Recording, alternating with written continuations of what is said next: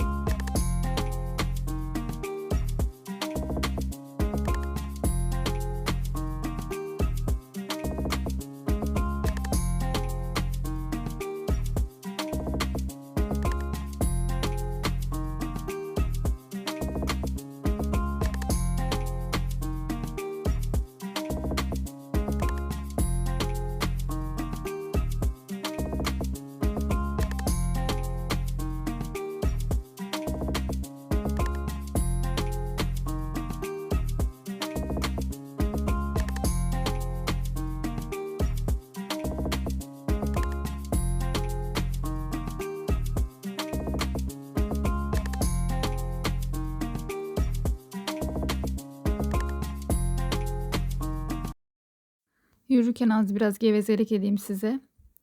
Şimdi Amasra çok büyük bir yer değil. Bu yüzden kaybolma olasılığınız yok. Sakin, küçük, turistik bir şehir. Genel olarak Amasra'yı yerli turistler ziyaret ediyor daha çok. Ben pek yabancı turist göremedim açıkçası. Sanırım tanıtımını çok iyi yapamıyoruz böyle güzel yerlerimizin. Bir keresinde Instagram'da MİF'ten tanıştığım bir tane Koreli Amasra'nın fotoğrafını görmüş. Bana şey demişti, çok güzel bir şehir gözüküyor. Kesinlikle gitmeliyim, görmeliyim demişti. Umarım gelmişsindir. Umarım böyle gelmiş burada fotoğraflar çektirmiş ve paylaşmışsındır. Ülkemiz çok güzel ama yeterince tanıtımını yapamıyoruz ne yazık ki. Neyse, hadi gelin yürümeye devam edelim.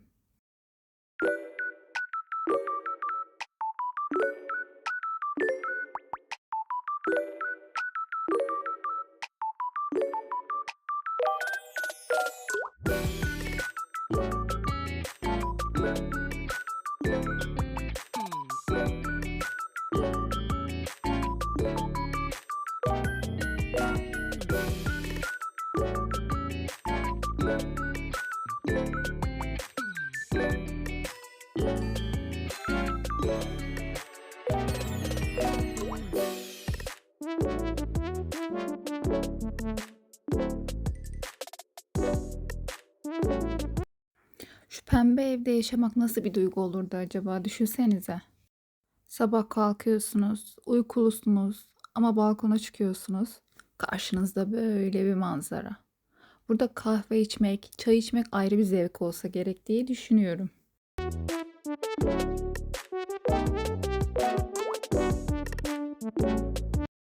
İlk başta bu evi gördüğümde pek anlam veremedim ama sanırım evin kendisi ahşap olduğu için hani rutubetten etkilenmesin diye evi öyle kaplamışlar. Şimdi geldik zurnanın zırt dediği yere. Amasra'da bir tane tavşan adası var. Hemen karşı tarafta gözüküyor zaten. Karaya bağlı değil. Buraya normalde çıkılmıyor. Sadece böyle uzaktan görüyorsunuz. Tekneyle yakınına gitseniz bile adaya çıkamıyorsunuz. Burada herkes mümkün olduğunca fotoğraf çekiliyor. Hatta bizler de çekildik. Baksanıza kartpostal gibi değil mi görüntü? Asıl manzara burası değil mi yani? Şu sağ tarafa bakın. Hepinizden nefret ediyorum evleri. Şaka şaka. Böyle dediğime bakmayın. Ablamla beraber bu evlerin acaba fiyatı nedir muhabbeti falan yaptık yani. Sanki çok paramız varmış gibi. Ne demiş atalar? Zenginin malı züğürdün çenesini yorar. Atalar haklı dedikten sonra yürümeye devam ediyoruz.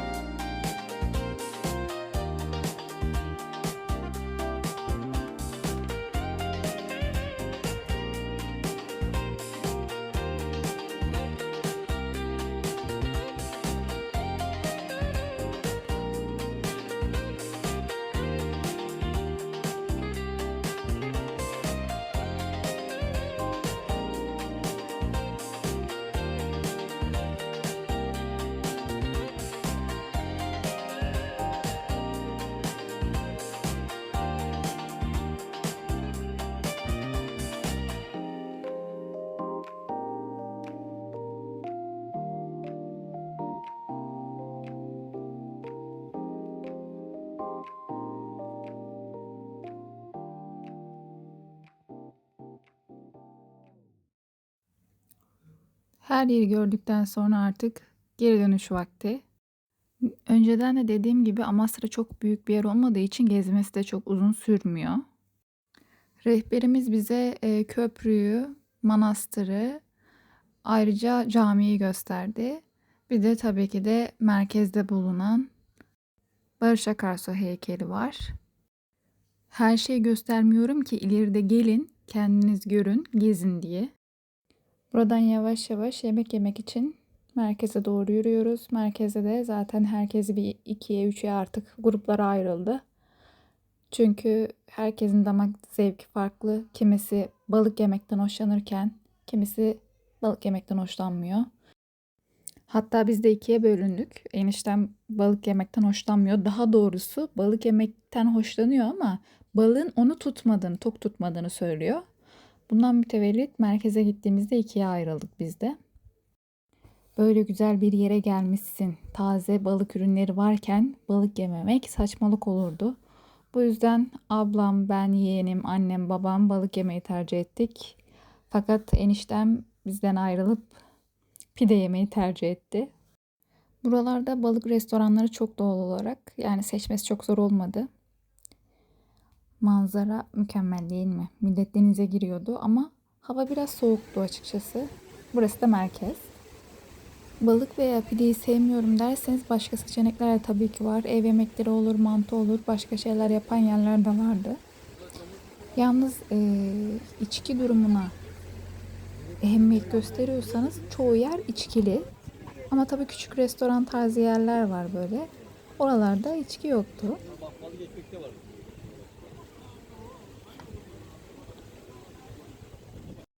Bu da bizim balık ekmeğimiz. Bakın hemen içini göstermeye çalışıyorum size. Şu anda izlerken bile canım çekti tekrardan. Buranın en güzel yanı hemen böyle oturduğumuz yer belediyeye ait. Yani denizin hemen dibindeki mekan belediyenin. Çok rahat gidip orada yiyip içebiliyorsunuz. Yani çok aşırı fahiş fiyatlar yok.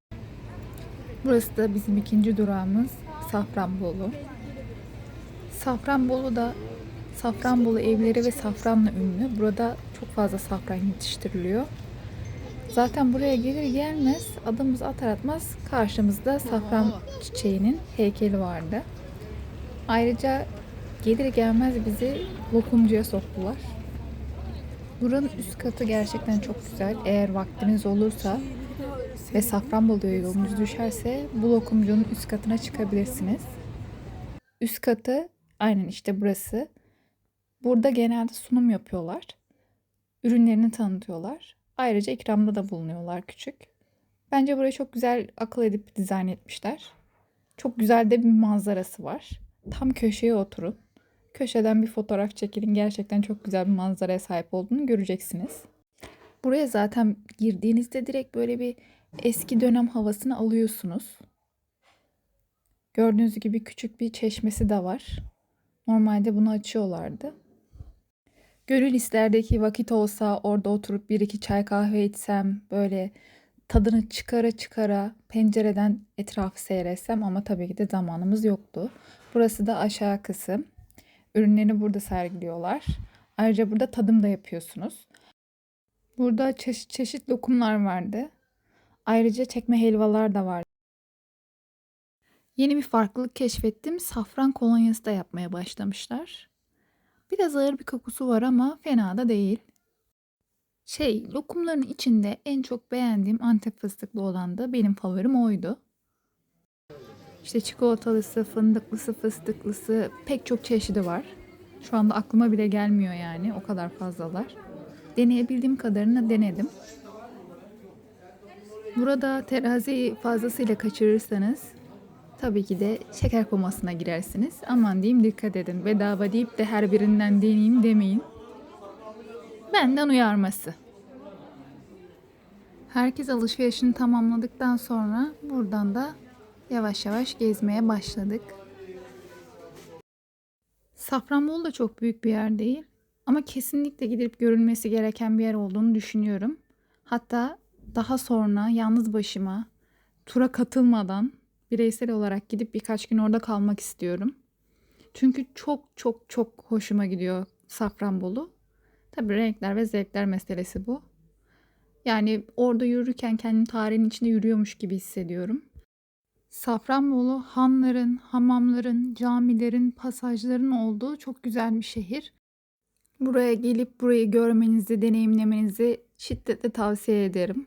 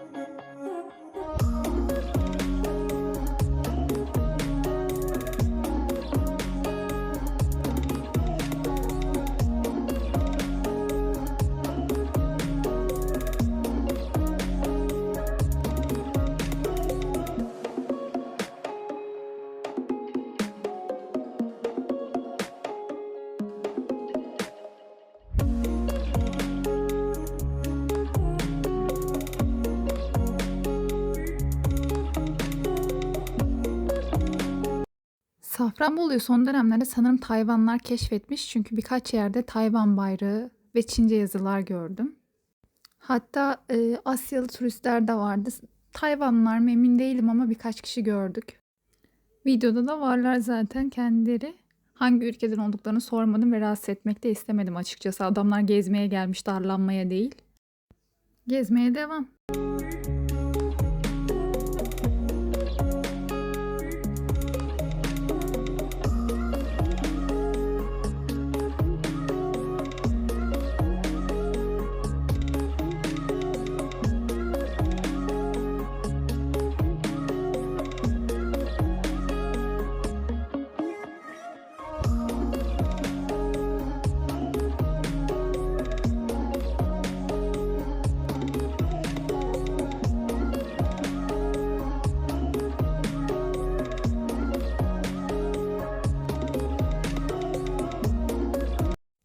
Gezerken bu dükkan benim ilgimi çekti. Bayağı da kalabalıktı. Dedim ne var bunun içindeki bu kadar kalabalık? Böyle ahşaptan üretilmiş eşyalar satıyorlardı. Hediyelikler falan vardı. Ben sadece içeride biraz dolandım ve çıktım. Daha doğrusu dolanıp çıkmak zorunda kaldım. Çünkü çok fazla vaktimiz yoktu.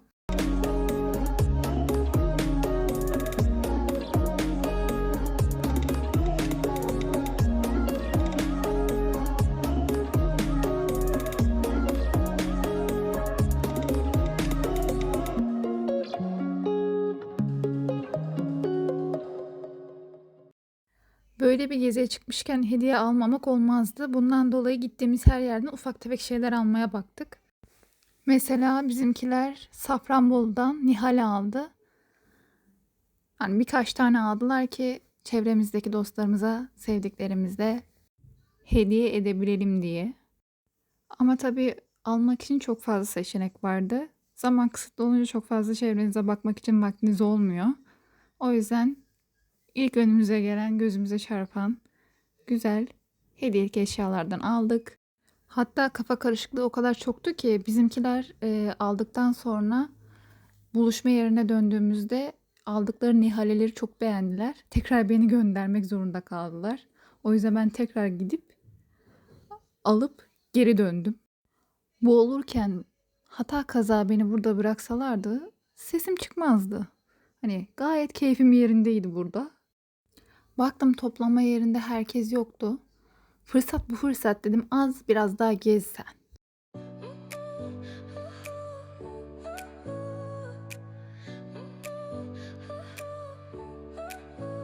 Your smile lit up like a sunrise glow. Touch so soft where the seasons flow. We met where the stars take their flight. Every moment with you feels just right. Whisper your name in the rush of the breeze. Love like an ocean rippling with ease. Heartbeats sink into this melody. You and I. İşte otelimize geldik. Burası Safranbolu'da kaldığımız otel. Ben kesinlikle Safranbolu'da kalmak istiyordum ve bu oteli de çok beğendim. En azından hayallerimden biri gerçek oldu diyebiliriz. Otele akşam vardığımız için çok da fazla bir şey yapamadık. Bizim planımızda otelde yemek yedikten sonra dışarı çıkmak, biraz daha gezinmek vardı. Bu da akşam yemeğimiz. Bu oda annemlerin odası. Onlara cumbalı bir oda vermişler. Bizim odamız cumbalı değildi ne yazık ki. Annemlerin odasında 2 tane yatak vardı. Birisi giriş tarafında tek kişilikti. Birisi de bu iç kısımda çift kişilik olan yataktı. Odalar geleneksel ahşap ağırlıklı odalardı. Burası dediğim gibi çift kişilik olan kısım. Hadi biraz da bizim odayı görelim. Bu kısımda bizim odamız. Yeğenimle beraber kaldım. Hemen çakal çift kişilik yatağa kaptı. Ama tabii yedirir miyim? Yedirmem. Bizim odamızda da bir tane tek kişilik, bir tane de çift kişilik yatak vardı. Oda gayet büyüktü. Odalarda her türlü ayrıntı düşünülmüştü. Fakat ertesi gün beni şaşırtacak bir şey oldu. Onu da videonun sonuna doğru size anlatacağım. Burası da banyosuydu. Banyosu gayet temizdi gerçekten. Gerçi benim yeğenim benden önce gelip tuvaleti kullanmış.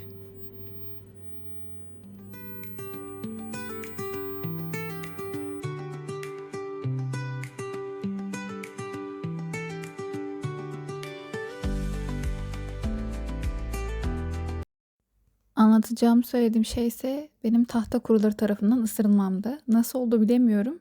Biz yeğenimle çift kişilik yatakta yattık beraber. Onu ısırmamışlar, beni 9 yerimden ısırmışlar. Yani sırtım kaşınınca fark ettim ben de ertesi günü. Neyse, otelimizin dış görüntüsü eşliğinde size veda ediyorum. Bir sonraki videoda görüşmek üzere, hoşça kalın.